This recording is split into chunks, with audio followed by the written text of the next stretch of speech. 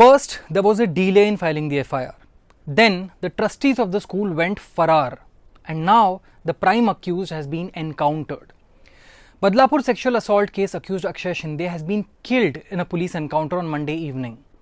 So, how does one look at this? Is it instant justice or a more instant breakdown of law and order? 23-year-old janitor Akshay Shinde of Badlapur's Adarsh school was arrested on 17th of August for sexually assaulting two 4-year-old girls.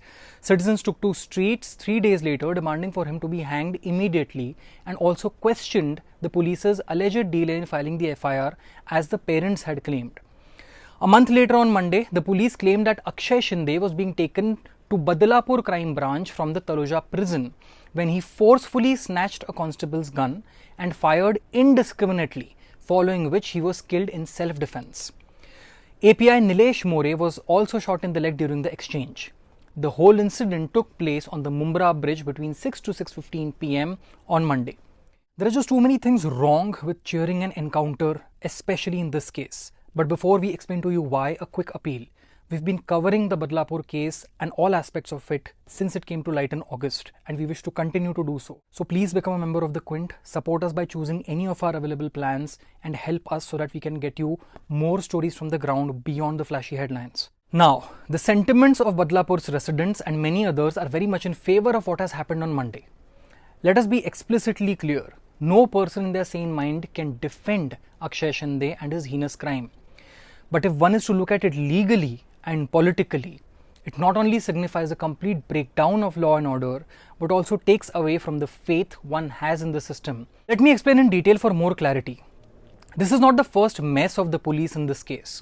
First, the parents alleged a delay in filing the FIR and recording the statements of the victims.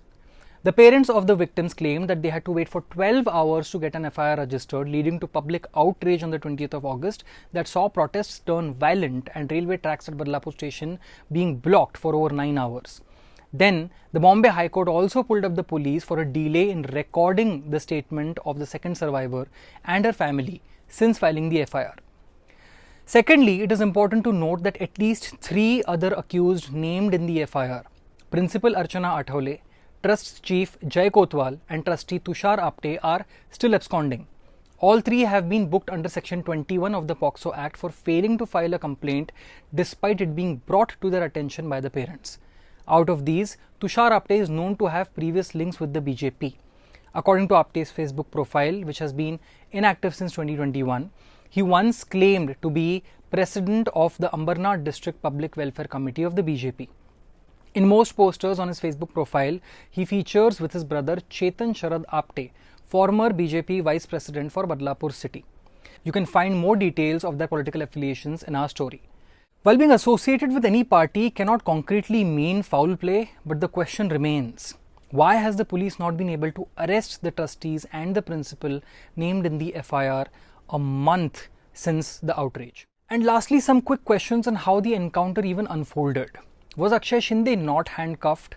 Was the pistol that he snatched from the constable not locked? If it was locked, did he know how a particular pistol is to be unlocked? The unanswered questions are many, but the police is yet to officially address the media.